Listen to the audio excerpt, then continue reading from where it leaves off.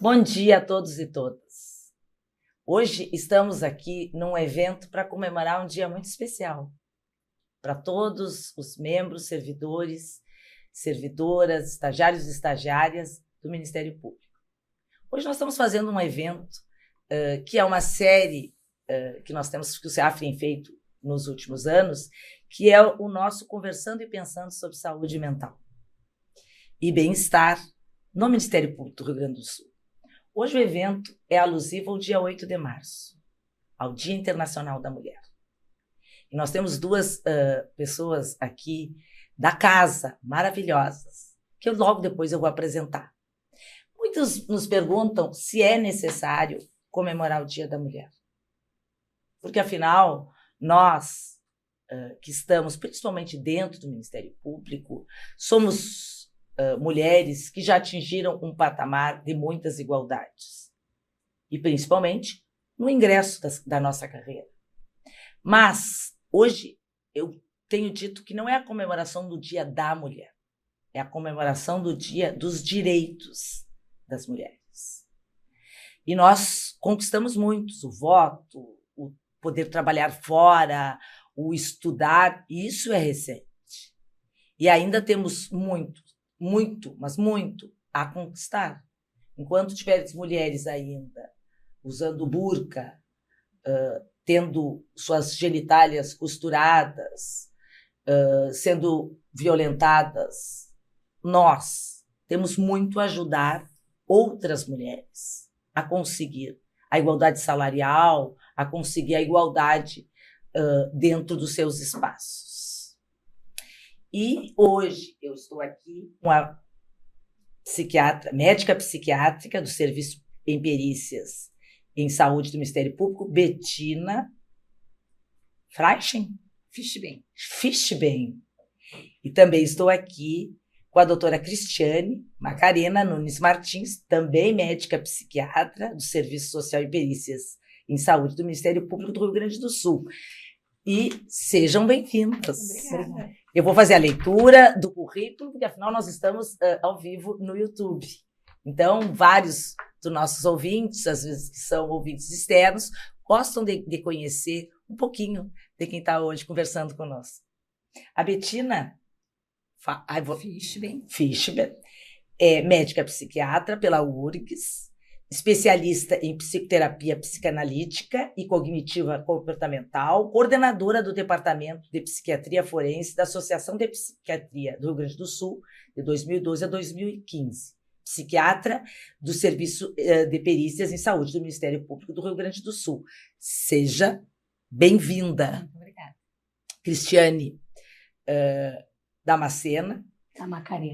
Macarena Nunes Martins, médica psiquiatra também do Serviço em Perícia, é psiquiatra clínica, psicanalista, médica psiquiatra forense, atuando atualmente no Ministério Público do Rio Grande do Sul, membro graduado da Sociedade Psicanalítica de Porto Alegre, mestre em clínica médica pela URGS, professora convidada do curso de especialização em psiquiatria forense da Fundação Mário Martins, professora convidada do Programa de Formação de Negociadores do Ministério da Justiça, residência médica em psiquiatria pelo HPS, pelo Hospital de Clínicas, médica formada pela URGS, ex-médica psiquiatra forense do Instituto Psiquiátrico Forense. O Instituto Psiquiátrico Forense, e ex-médica também e preceptora da residência psiquiátrica do HPS. Não, do Hospital São Pedro. Do Hospital São Pedro. Ai, muita sigla.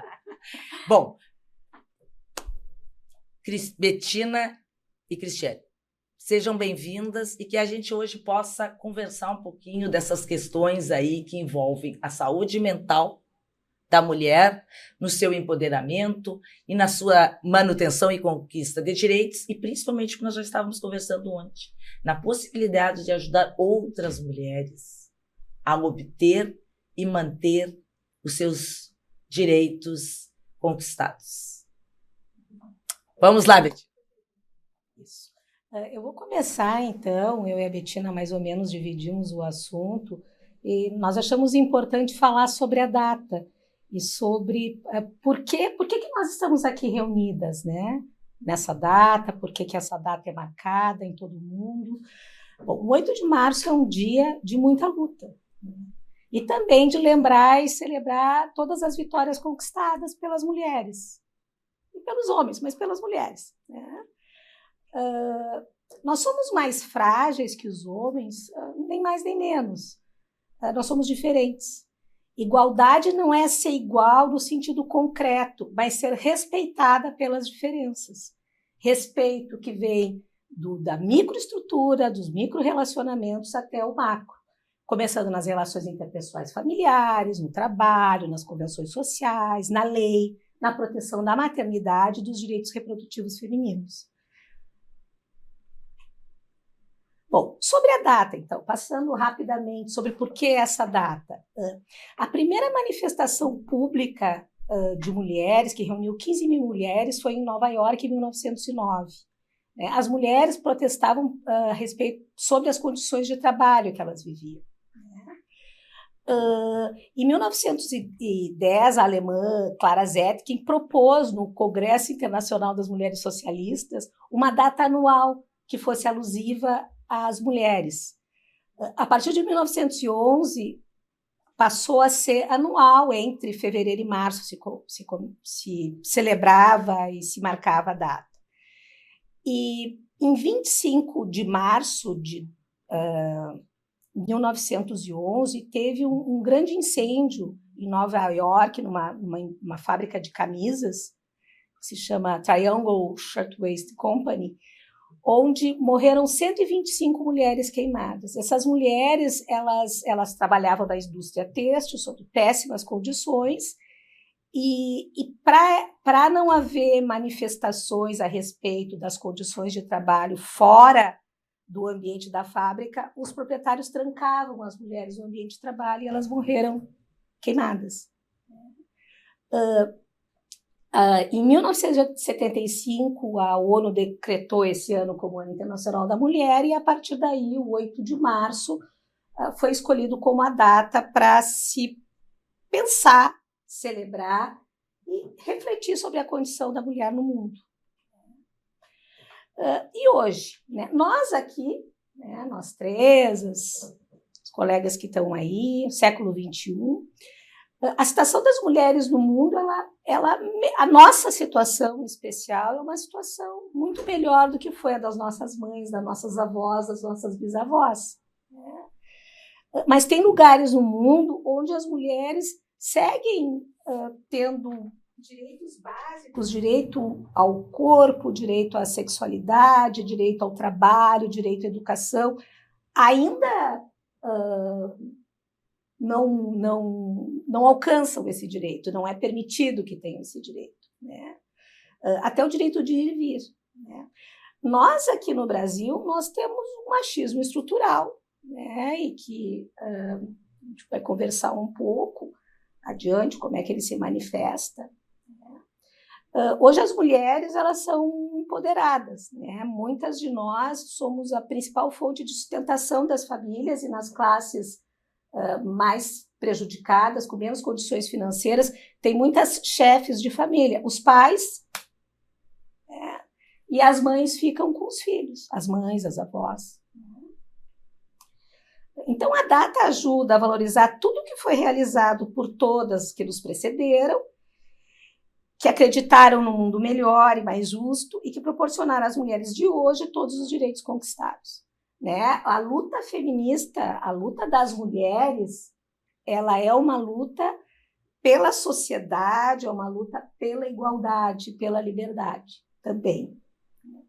E quais as pautas, que pontos que a gente ainda tem hoje em dia a refletir, a pensar e avançar? E nós que trabalhamos no Ministério Público temos um papel importante para a garantia dos direitos já conquistados e para trazer à sociedade a discussão sobre o encaminhamento do futuro dos direitos, como fazer cumprir. Bom, então, quais as pautas atuais? A primeira coisa, eu coloquei essa figura aí, porque na cultura, né, a criação do mundo, o Deus é masculino, né? A figura de Deus é masculina. As mulheres, elas são representadas, vêm sendo representadas, né, ainda em alguns lugares mais, outros menos, como a que provoca, a que tenta, a Eva, que ofereceu a maçã que não era do conhecimento, era da transgressão para o Adão, e isso acaba, é um exemplo, né, mas acaba se refletindo na maneira como se pensa a mulher na sociedade. Vamos adiante. Nossas pautas atuais, então, igualdade salarial. Eu coloquei essa foto da Marta, porque na Copa do Mundo de Futebol Feminino de 2019, na França, ela foi a única jogadora mundial que conquistou 5 prêmios. Participou de 5 Copas e marcou gol nas 5 Copas. E o patrocínio dela era muito mais baixo do que dos jogadores homens. E o que ela fez? Ela tirou o patrocínio da chuteira dela, que ela está mostrando aí, e ela foi sem patrocínio, com uma maneira de dar visibilidade para essa questão da diferença salarial entre homens e mulheres. Um outro ponto é a igualdade de oportunidades. O que diz assim sobre quê? Bom, o maior desafio é cortar desde a infância a construção de estereótipos de que meninos têm habilidades que os tornarão astronautas, líderes de governo, e que as meninas têm a habilidade de cuidar da casa, das pessoas e educar crianças, né? Isso tem mudado, e para nós, né, nas nossas filhas, nas nossas sobrinhas, isso já é diferente, né? Mas para nós, tem uma grande parte ainda aqui no Brasil, em Porto Alegre, talvez na vizinhança de vocês, em que as coisas não são assim. Outro ponto com relação ao estereótipo é a expectativa com a aparência das mulheres. A nossa aparição, ela sofre mais julgamento e comentários sobre a aparência do que as aparições masculinas. Então, ela está mais magra, ela está mais gorda, ela parece mais jovem, está bem vestida, se os grisalhos aparecem, não aparecem, do que a dos homens. Projetos como as mulheres na ciência, a divulgação de obras que resgatem grandes mulheres, artistas, cientistas, intelectuais, líderes políticas, muitas vezes esquecidas pela história, como quem é que conhece a Sofonisba Anguissola, né? Ela, ali, bem no canto inferior, à esquerda, ela é uma pintora que era colega de Van Dyck, de Michelangelo, e ela tem uma obra pictórica muito importante, bonita e que é pouco divulgada. Às vezes, obras de menor qualidade, elas aparecem, e as obras femininas ficam em segundo plano. Tem o caso do Rodin e da Camille Claudel, né, que foi resgatado pelo cinema, mas outras, por exemplo, a Tia Ciata. A Tia Ciata, ela nasceu em 1876, e na casa dela foi que nasceu o samba do Rio de Janeiro. Ela tinha uma casa onde ela recebia artistas, músicos, e a partir daí ela é homenageada até hoje por essa iniciativa. Uma mulher, filha de escravos. A primeira astronauta russa, que viajou, a primeira astronauta que foi no espaço em 1963. Quem é que conhece ela? A Valentina Tereshkova. A Isabelita, que foi a primeira presidente mulher na América Latina, a Sirina Bandaranaike, que é um nome difícil, que foi a primeira mulher eleita primeira-ministra na Sri Lanka em 70. Assim, a Madame Curie, a Rosa Parks, a Angela Davis, que são mulheres importantes, que fizeram movimentos importantes e que a história delas vem sendo resgatada. E isso é um exemplo para nossas meninas, do tudo que elas podem fazer e podem construir. Um outro ponto é a ocupação de espaço de fala. Segundo um estudo realizado pela Universidade George Washington em 2014, as mulheres são 2 vezes mais interrompidas do que um homem em conversas neutras. Mais um reforço da importância desse tipo de atividade que nós estamos fazendo, onde a participação feminina é importante e nós falamos de nós. Um outro ponto, né, dizer não se calhe aqui para as promotoras e para os membros do Ministério Público, até para nós, né, mas isso ainda é assim, né, ainda tem lugares que as mulheres não são ouvidas, não deixam para depois ou são interrompidas a todo momento. E um outro ponto, que para nós aqui é uma questão do dia a dia, é a violência contra a mulher. Bom, esse é um assunto que o próprio SEAP já fez várias atividades, faz parte, é uma atividade que toma muito do pensamento e do trabalho do Ministério Público, que é o combate à violência contra a mulher.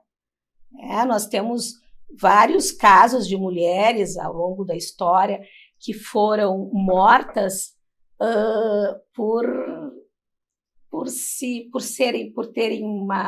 exercerem mais sua liberdade, né? A Ângela Diniz, quem não se lembra do caso, né, que ela foi assassinada pelo Dock Street, levou 3 tiros, e por quê?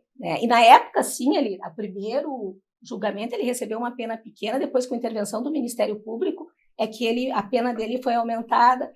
E a Ângela Diniz, ela era uma mineira, uma mulher com condições financeiras, que tinha uma vida livre, né? E o Dock Street era casado, tinha 2 filhos, se apaixonou por ela, deixou a mulher e os filhos, e 3 meses depois do relacionamento, ela não quis mais o relacionamento, ele foi lá e deu 3 filhos nela. E depois foi visto como uma vítima, porque ela tinha seduzido ele, e ele largou a família e os filhos por causa dela. Né? Aquela figura que aparece ali à direita, em cima, aquela é uma bailarina uzbeque que em 28 foi a primeira mulher a tirar o véu muçulmano para se apresentar. Ela foi morta 2 dias depois pelo irmão porque ela trouxe vergonha para a família.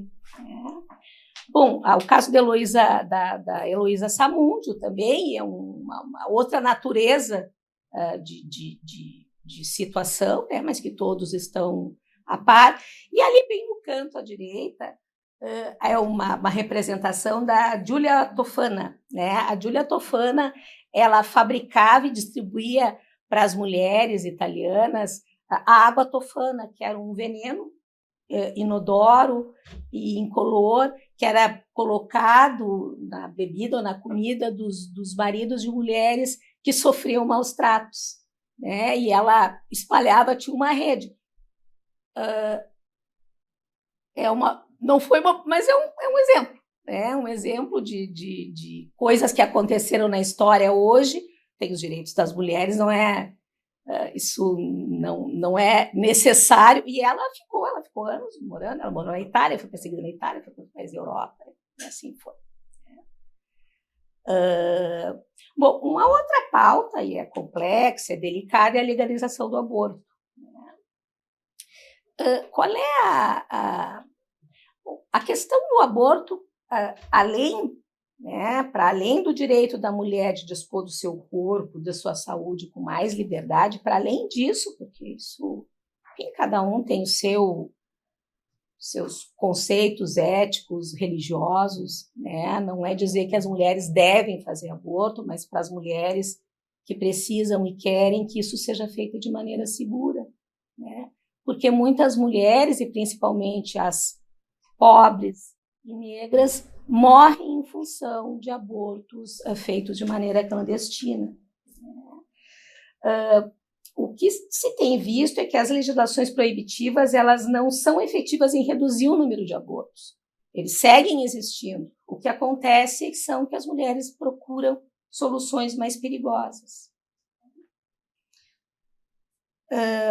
Então, aquela charge ali é um pouco, né, um pouco um reflexo disso que eu estou falando com vocês, de um aspecto que quando a mulher está grávida, faremos qualquer coisa para proteger essa vida, e depois que a mulher está com seu bebê no colo, bom, que com a consequência de ter filho, ninguém vai te sustentar, vagabunda, quem mandou abrir as pernas? Né?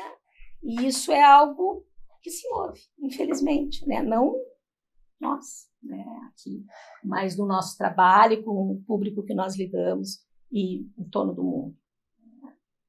Uma outra questão importante, e essa nos atinge, né? Essa é a mudança na divisão de trabalho, né?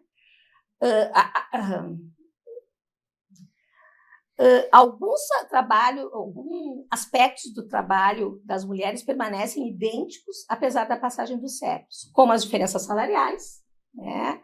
A concentração em setores e ocupações com estereótipos de gênero e o grande volume que as mulheres dedicam ao trabalho doméstico.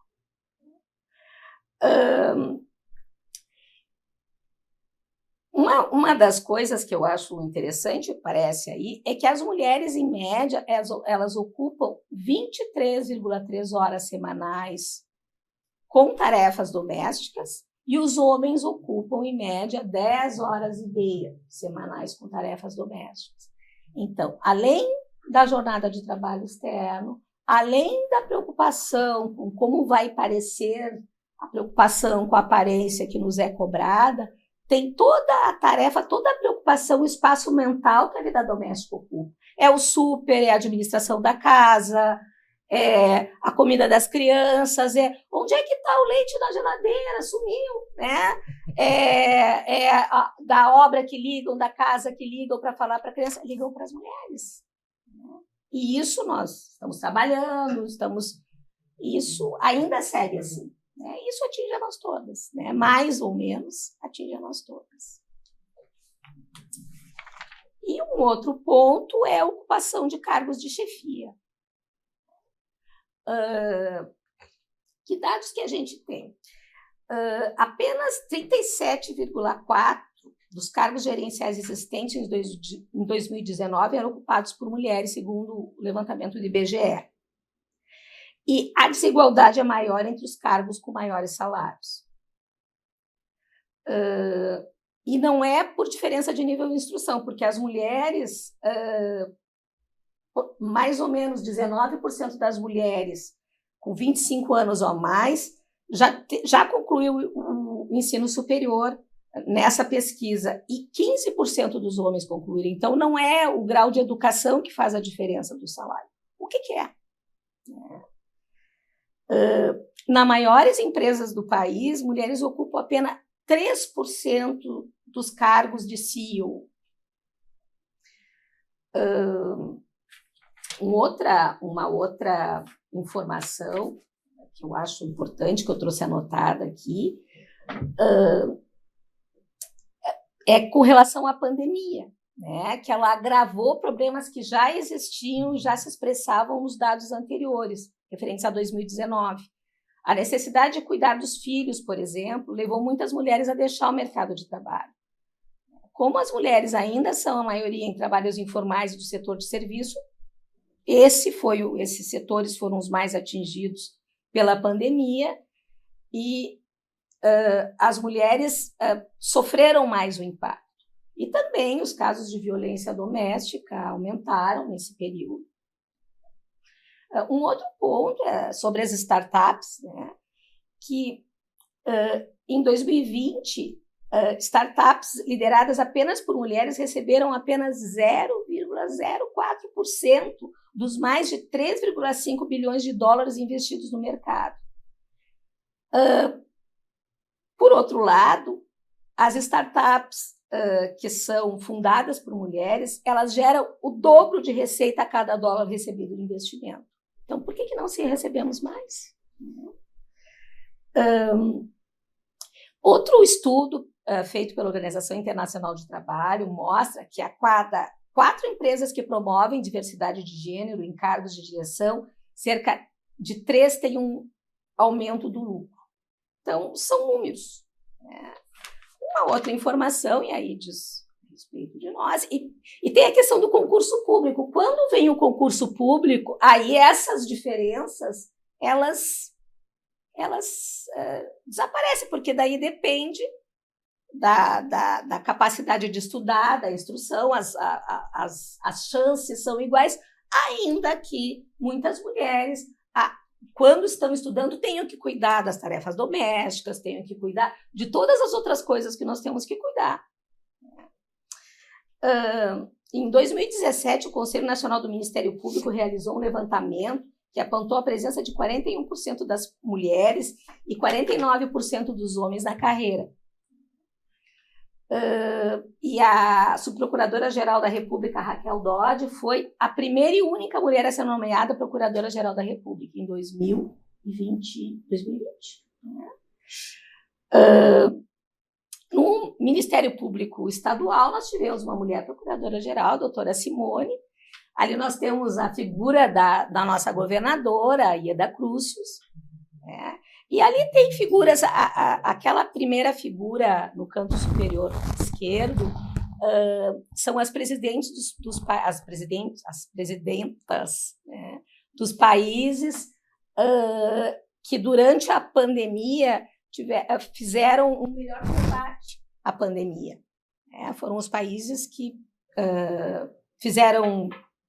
tomaram medidas mais cedo e bastante efetivas. Isso foi bastante divulgado na imprensa. Aquelas fotos ali são algumas CEO brasileiras da Microsoft, que é a Constantino, a da GE, a da... aquela ali, é a da GE, a da... E acho que é a presidente da Dinamarca, não é? Não, ali é uma empresária, é a Cristina Junqueira, é uma das fundadoras do Nubank. Do Nubank. Né? Do Nubank. Então, assim, são mulheres que aproveitaram e usaram o seu lugar, que foi aberto por todas as mulheres que antecederam a elas e que não tiveram oportunidade de chegar nessa posição. Por que eu trouxe esse assunto, né? Porque essas questões de gênero, para além da biologia, elas afetam a saúde mental feminina. Nós temos que nos ocupar e nos preocupar com uma série de coisas, além das mudanças biológicas que são próprias do corpo, e que esse estresse gerado pelo trabalho, pelo excesso de tarefas, por ser multitarefa, as questões relacionadas à fertilidade, ao direito reprodutivo, todas essas questões impactam na saúde mental feminina, que é o assunto que a Bettina vai conversar com vocês, então. Obrigada, bom dia. Estou aqui, muito obrigado por esse início aqui de construção e início de reflexão, né? Reflexões, por mais que nós e todas aqui o público que nos acompanha e depois vai nos acompanhar pelo YouTube, e ainda já peço aqui desculpas porque nós estávamos com problema no YouTube, quem sabe fazer ao vivo, tá? Que já foi consertado agora, e ainda me impacta, ainda sempre é bom ouvir não é o óbvio, mas é sempre bom relembrar a história. E antes de passar a palavra para a Bettina, eu estava me lembrando que ontem eu tive uma aula com o professor Conrado, né? E ele estava falando sobre as simbologias do casamento.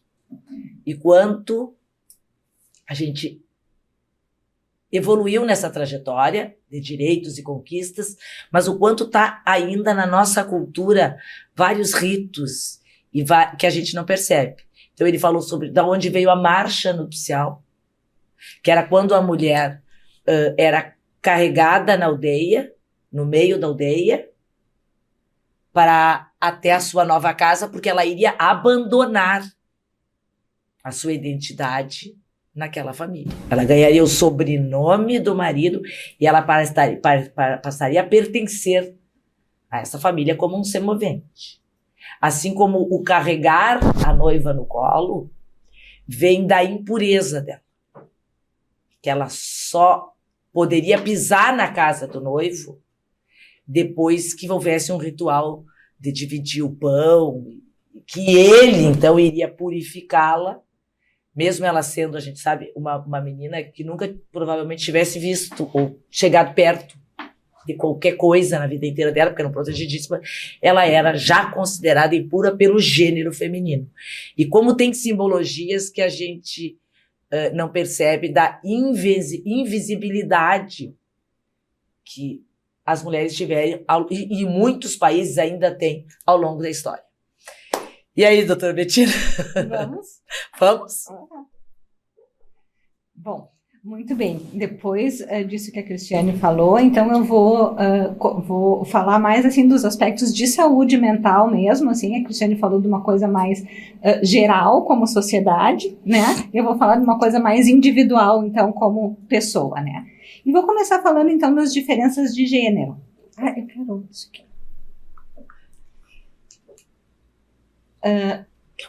Os problemas de saúde, eles podem, conforme o gênero, feminino ou masculino, se apresentar de forma diferente, ter uma prevalência diferente, ou ser exclusivo de um do outro, né? Então, por exemplo, algumas coisas se apresentam de forma diferente nos homens e nas mulheres, por exemplo, a apneia do sono, por exemplo, as mulheres costumam ter sintomas um pouco diferentes, assim, não tem aquele ronco forte que os homens têm normalmente, mas tem mais cansaço no dia seguinte, mais dor de cabeça, né? A prevalência pode ser diferente, né? Então, por exemplo, a infecção urinária é muito mais comum na mulher do que nos homens, por questões anatômicas, né? Do tamanho da uretra. Câncer de mama, que é mais comum nas mulheres do que nos homens, mas homens também têm, né? Não vamos esquecer. Ou ela pode ser exclusiva de um gênero e do outro também por questões anatômicas. Por exemplo, só as mulheres podem ter endometriose, só os homens podem ter hiperplasia prostática, então são coisas aí exclusivas. Eu vou falar então um pouco das diferenças e das doenças exclusivas, né? Então, assim, as mulheres, elas têm significativamente mais depressão e ansiedade do que os homens. Aproximadamente, assim, variam muito, né, os dados, mas entre 1,5 e 3 vezes mais depressão e ansiedade do que os homens. Os homens têm outras coisas, eles têm problemas com droga, com álcool e tal, mas hoje nós estamos falando da saúde das mulheres, né? E a depressão é a maior causa de incapacidade nas mulheres. Então, assim, é uma coisa realmente muito significativa. E por quê? Né? Bom, provavelmente existam fatores específicos neurobiológicos das mulheres e também os fatores psicossociais, que a Cristiane assim, já falou bastante, que já seria o suficiente, né? Então, assim, do ponto de vista neurobiológico, a gente tem assim que os hormônios sexuais, eles atuam em vários órgãos do corpo, eles não são só específicos da função reprodutiva, dos caracteres sexuais secundários e coisas assim. Eles atuam, por exemplo, nos ossos, então as mulheres depois da menopausa têm mais osteoporose, eles atuam nos músculos, então não precisa, né, nem dizer a diferença dos músculos dos homens e das mulheres, atuam também no metabolismo lipídico, que nos confere proteção contra doenças cardiovasculares também, enquanto a gente está no período fértil, e atuam também no cérebro, né?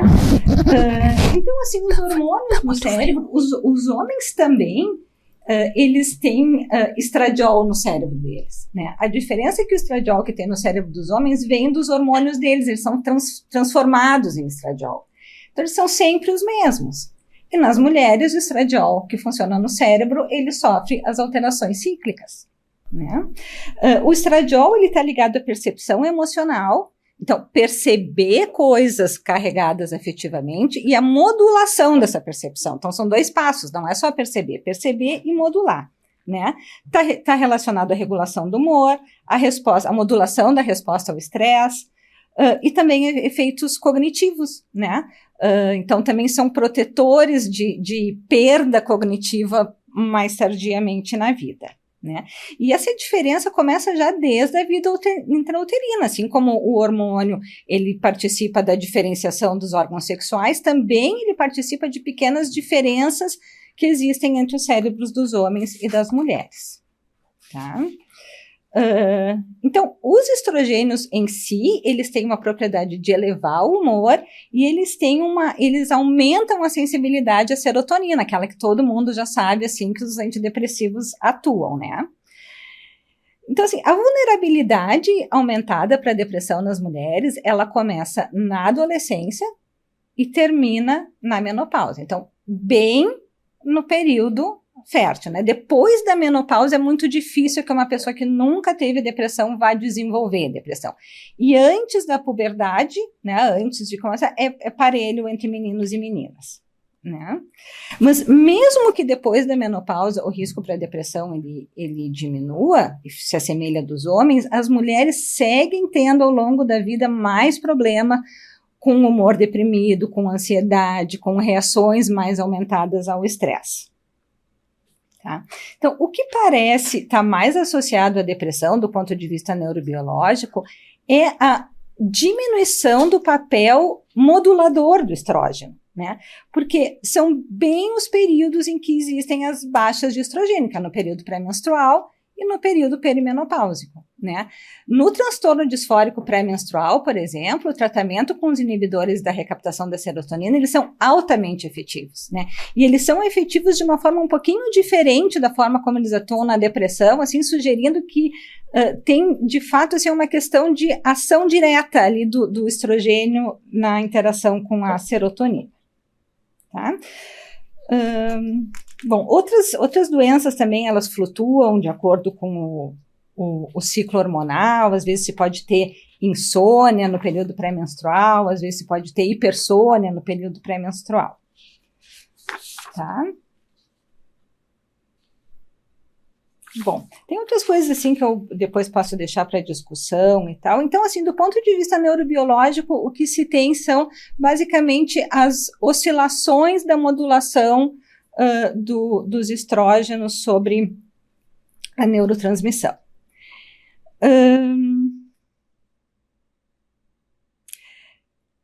Tem as questões também. Ai, eu esqueci de passar os slides, fiquei falando e me. Tá? Então, eram os fatores neurobiológicos e as doenças exclusivas, né? Então, as doenças exclusivas das mulheres, que os homens não têm, são o transtorno disfórico pré-menstrual, né? E a depressão e a psicose puerperal.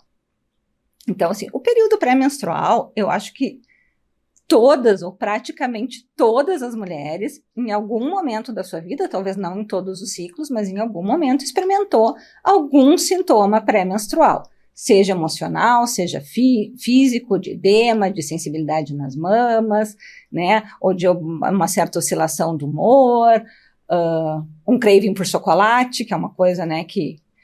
mas são sintomas, né, fazem parte, a gente ao longo da vida vai aprendendo a lidar dentro daquelas coisas que a Cristiane falou, assim, das igualdades que não são bem iguais, né, a gente tem outras coisas com que lidar também, mas são sintomas, não são uma doença, né. O transtorno disfórico pré-menstrual é um transtorno que se assemelha muito a uma depressão. Ele entrou na classificação psiquiátrica agora com a última classificação do diagnóstico dos transtornos mentais, dentro do capítulo das depressões. Então, fenomenologicamente se assemelha a uma depressão que dura a fase tardia do ciclo, né, imediatamente antes da menstruação. Então, essa é uma condição de saúde, essa afeta uma minoria muito pequena das mulheres, né, mas deve ser tratada, deve ser procurado, então, soluções maiores do que aprender a lidar com isso, né. Da mesma forma, os quadros puerperais também têm uma coisa que é muito comum, que muitas mulheres experimentam, que é uma certa instabilidade depois do parto, que é uma coisa que se chama baby blues, é bem precoce depois do parto, tem a ver com as oscilações de hormônio, tem a ver com a mudança enorme psicossocial que há na vida de uma mulher, a maternidade, né? E se caracteriza por uma tristeza, por choro fácil, às vezes uma sensação de confusão, uma labilidade emocional e que passa sozinho, né? Isso não está ligado à depressão, não são mulheres que necessariamente tinham história prévia de depressão e que também não terão, né? E o que a gente tem que fazer nesses casos, assim, é aumentar o apoio social, aumentar o apoio familiar, né? E tende a passar sozinho. Por outro lado, a depressão e a psicose puerperal são doenças... Bom, a psicose puerperal é uma coisa assim que é impossível passar despercebida, né? É um quadro psiquiátrico realmente muito grave, é uma emergência psiquiátrica que necessita, assim, de intervenção aguda para proteção de todo mundo, né? Mas a depressão pós-parto, ela pode passar despercebida, né? Às vezes como uma coisa, é assim mesmo, ser mãe é difícil, né? Ou então uma coisa até meio de julgamento da mulher, que já não queria ser mãe mesmo, não nasceu para ser mãe, não gosta tanto do nenê, queria ter continuado sem estria na barriga, né? Coisas assim pejorativas. E não, né? É uma doença, tem que ser tratada. Se a gente vê isso na gente, a gente deve saber. Se a gente vê isso nas pessoas que estão perto da gente, a gente também deve poder colocar, né? São mulheres que têm risco para desenvolver depressão ao longo da vida também, tem outros quadros depressivos, então deve ser reconhecido, deve ser tratado. A depressão pós-parto, ela é uma depressão que começa no pós-parto, tá? Mas do ponto de vista, assim, de doença psiquiátrica, ela se assemelha a uma depressão. Então, agora eu gostaria de falar um pouco mais, assim, dos fatores sociais, num aspecto, assim, claro que vai ter uma intersecção com o que a Cristiane estava falando, mas num aspecto mais individual, assim, né? Então, assim, sempre que a gente lê a respeito dos aspectos psicossociais relacionados à depressão e aos problemas com ansiedade na mulher, assim, sempre tem a questão da violência, né, que as mulheres são as vítimas maiores de violência, né, de gênero, de agressão sexual, por exemplo, né, e a questão da falta da saúde reprodutiva, né, então acesso a métodos anticoncepcionais, a educação e esse tema, assim, delicado e sensível que a Cristiane trouxe, que é o direito ao aborto, né. A expectativa com a aparência também, que a Cristiane já falou, uma coisa, assim, impressionante, a diferença, assim, a gente está vendo, assim, tudo, né, noticiário, teve, assim, nas coisas de entretenimento até um pouco menos, assim, mas nas coisas dos dias a dias é impressionante a crítica que ainda se vê a respeito da aparência física das mulheres, né. E uma outra coisa que eu acho que é muito importante falar nesse momento é a questão do estresse no ambiente de trabalho, quer dizer, a gente já é mais sobrecarregada fora do ambiente de trabalho, né? Então, o ambiente de trabalho, ele pode ser mais saudável, né? Ou a gente pode tentar, a gente como profissional, também tentar criar ou contribuir para que exista um ambiente de trabalho mais saudável. Então, o que a gente tem, assim, em termos de características, assim? Eu vou trazer um modelo, assim, que não é tudo, mas é uma coisa que eu acho interessante, que é o conceito de ambientes de alta tensão. Ambiente de alta tensão é um ambiente onde existe uma demanda muito grande e um controle muito pequeno. Controle não no sentido de controle obsessivo, onde é que está isso, o lugar dos clipes, dos lápis, o horário do ponto, mas o controle da própria atividade, né? De como desenvolver a própria atividade, de como desenvolver seus próprios processos, de que forma atingir as suas metas, os seus objetivos, seus horários, muitas vezes, tem essa questão da maternidade também, né? Então, isso que se refere o controle nesse modelo. Então, os trabalhos que têm muita demanda e baixo controle são os piores, são os que mais as pessoas adoecem, mais se desvitalizam no trabalho, né? Andando por volta disso tudo, assim, tem a questão do apoio social no trabalho, que é o apoio de colegas e apoio da chefia. Então, isso vem melhorar ou piorar um ambiente que já é tenso, né? Então, mesmo nos ambientes mais tensos, assim, um ambiente cooperativo, ele tende a ser um ambiente mais saudável, né? E dessas coisas, assim, entre demanda e controle, parece que o baixo controle é o que realmente desvitaliza as pessoas, não é tanto ter que trabalhar bastante. Então, o que fazer, né, com isso tudo, assim? Bom, como indivíduos, a gente pode cuidar da gente, da própria saúde, pode ajudar as pessoas que estão perto da gente, né? Então, em relação a nós mesmas, assim, nos conhecer, saber nossos limites, saber em que momentos da nossa vida a gente pode esticar os nossos limites, que esticar os limites faz parte, né? A gente não quer também ficar restrita. Muitas mulheres antes de nós esticaram muitos os limites para que a gente esteja aqui hoje, né? Mas saber quando, né? Não é sempre que a gente pode, não é sempre que isso a gente tem energia disponível para isso, né? Cuidar da alimentação, fazer atividade física sempre, né? Que mais? Acho que é isso, cuidar do ambiente de trabalho, né? Proporcionar também apoio para as pessoas que precisam de mais apoio, para saber que tem mulheres que estão numa situação de maior vulnerabilidade que nós e que também a gente pode contribuir como pessoa, como membro da sociedade, para que as coisas sigam evoluindo. Então, acho que era isso que eu tinha para trazer. Eu fico aberta para a gente discutir, conversar. Falar sobre as alterações hormonais ao longo do ciclo e a repercussão disso na saúde. E tem, porque ainda que tenha a dimensão cultural do homem, tem a dimensão biológica que a gente não pode ignorar, né? E a atenção ao ambiente, a sensibilidade, tem a ver com a tarefa reprodutiva feminina, né? Com prestar atenção nas crias, com prestar atenção em volta, com se distrair do resto para focar a atenção. Então, tem isso. Né? Uma das coisas que eu tinha trazido, achei que ia ficar muito comprida, assim, é isso, assim, é a capacidade, uma diferença na capacidade do cérebro feminino e masculino de perceber expressões emocionais, né? E de conforme ter mais hormônio ou menos hormônio, modular mais ou menos essa percepção, né? Então a gente percebe mais se a pessoa está com raiva, está com medo, né? E se a gente tem menos hormônio, a gente modula menos um pouco, assim, essa percepção. Então acho que dá para saber do que eu estou falando.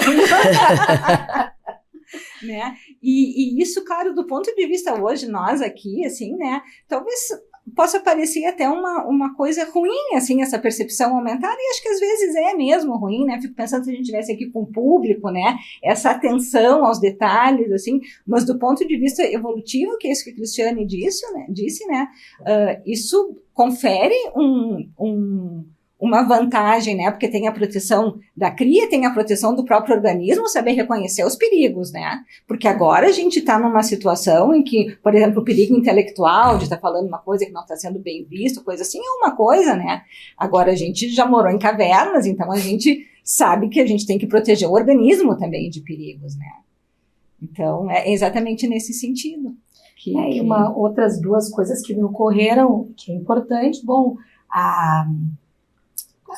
até o perfil criminológico das mulheres, né? Quais são as mulheres que cometem crimes, homicídios, né? Que tem uma diferença, né? Por exemplo, as mulheres psicopatas, elas agem mais pela língua e pela influência.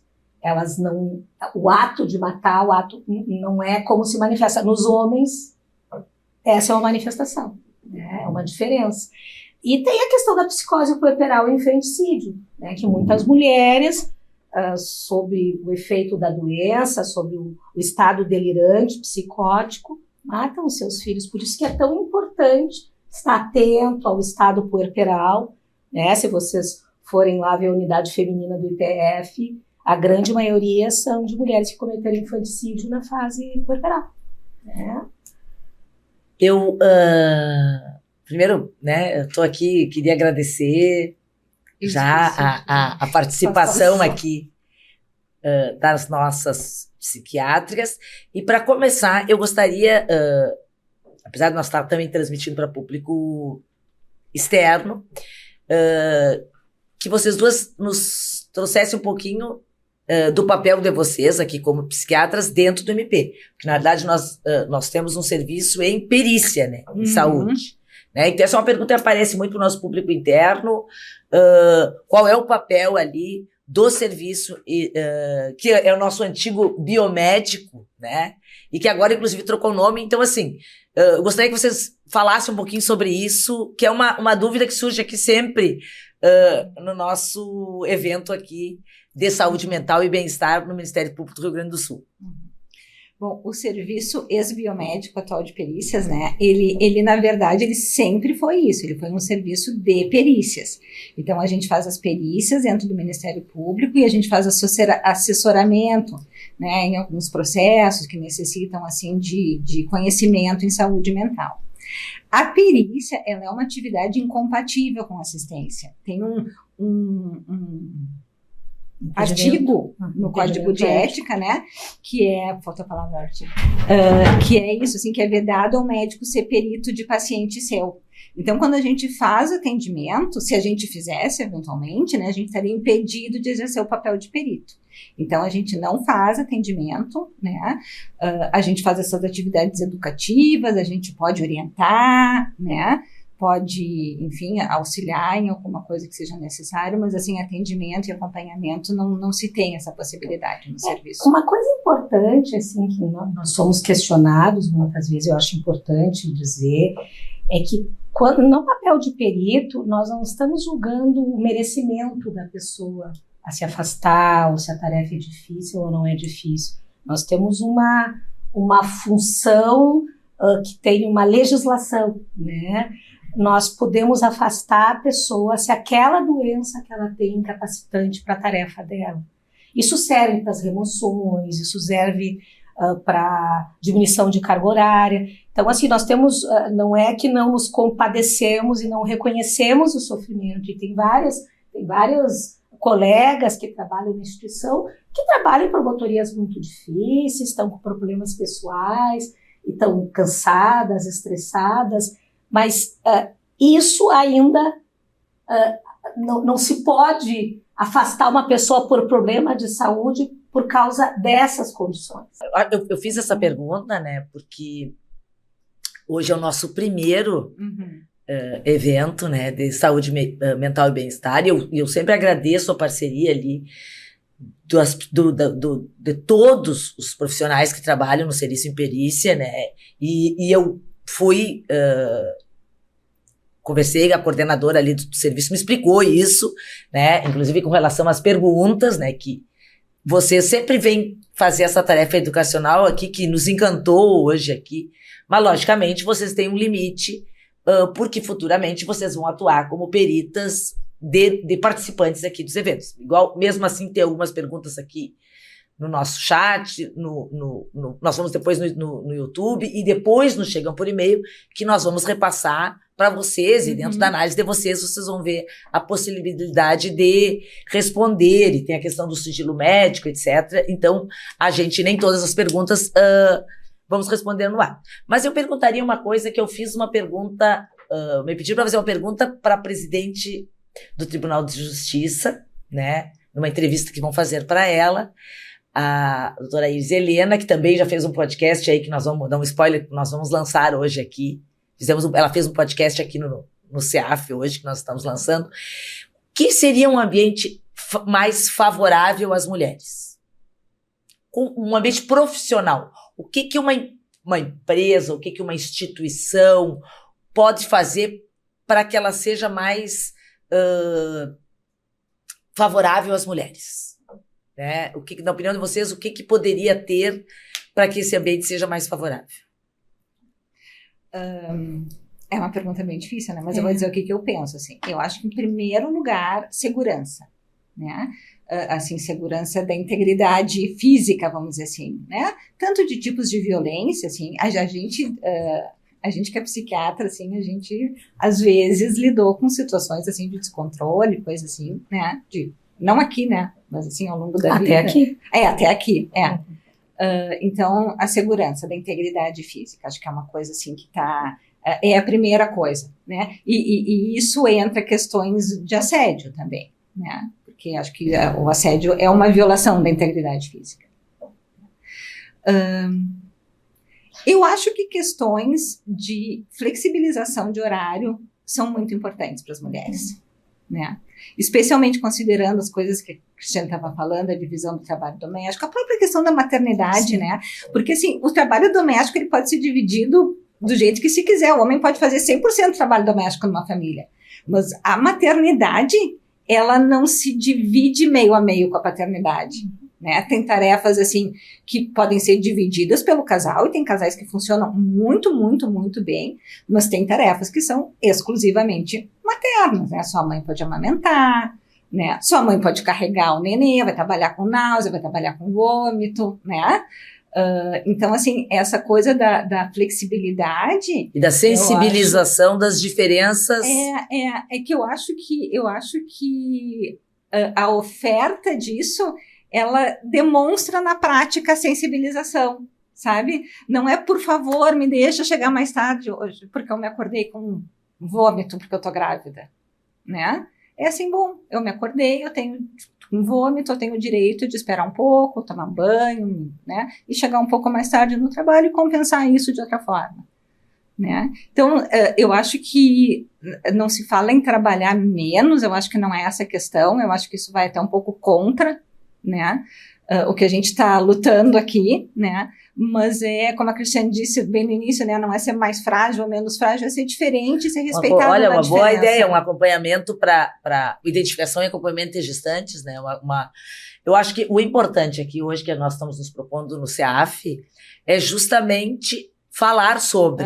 Às vezes eu tive uma consulta, inclusive de outro estado, de outra instituição, não envolvida no sistema de justiça, e uma pessoa me perguntou, olha, na pandemia, alguém, a chefe achou que porque era remoto, poderia uma gestante trabalhar, uma mãe na licença de maternidade trabalhar.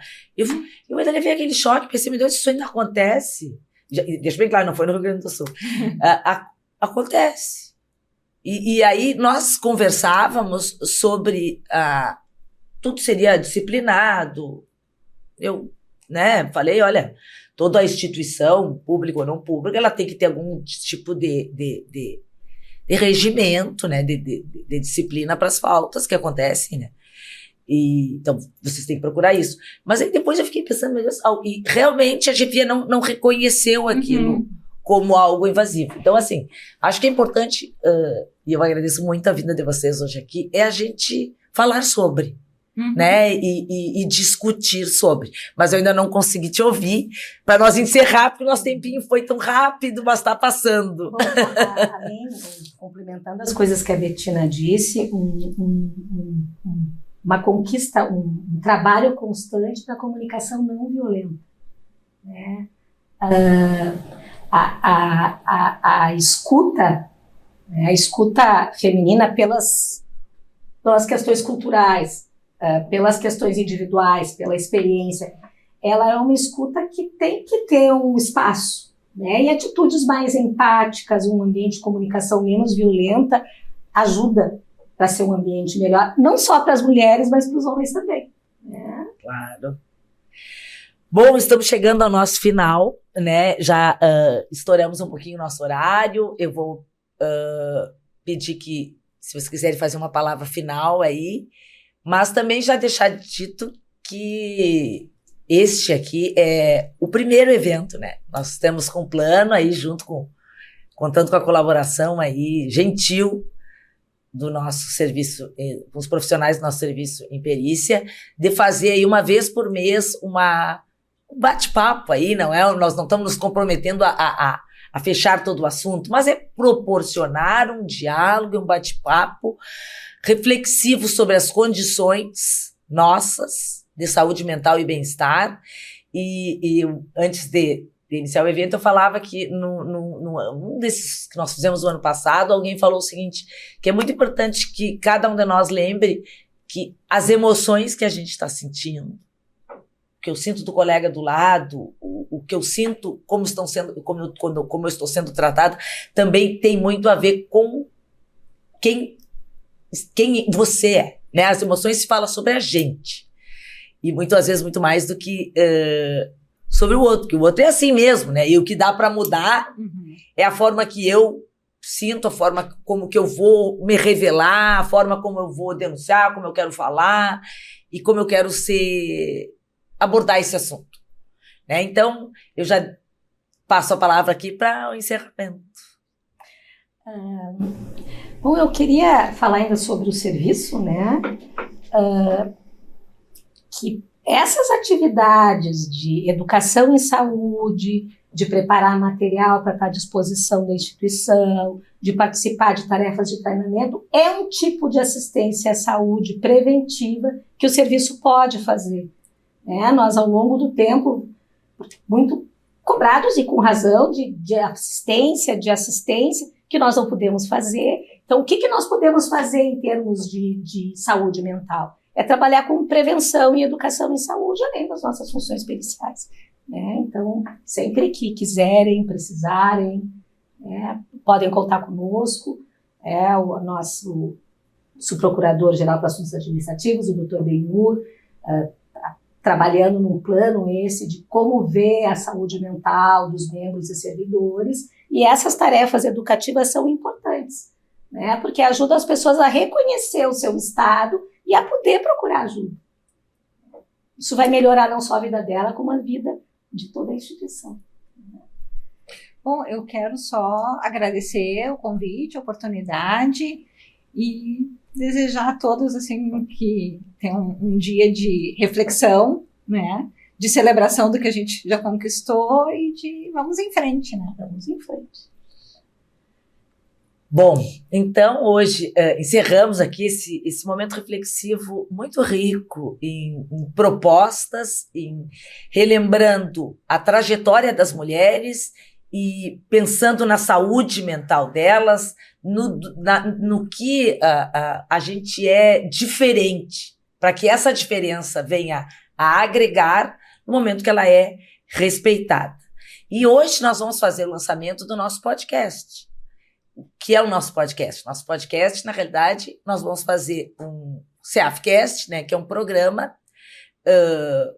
de entrevistas. E o nosso primeiro programa de entrevistas nós vamos lançar hoje é com a doutora Ângela Roturo, nossa subprocuradora para assuntos jurídicos, e a nossa presidente do Tribunal de Justiça do Rio Grande do Sul, doutora Iris Helena Nogueira, que fizeram aqui um baita bate-papo, né, que vai passar pelo Spotify e por outras plataformas. Um bom dia a todos e todas, e como disse a psiquiatra aqui, Bettina, que vamos hoje que seja um dia de reflexão e comemoração. Obrigada a todos.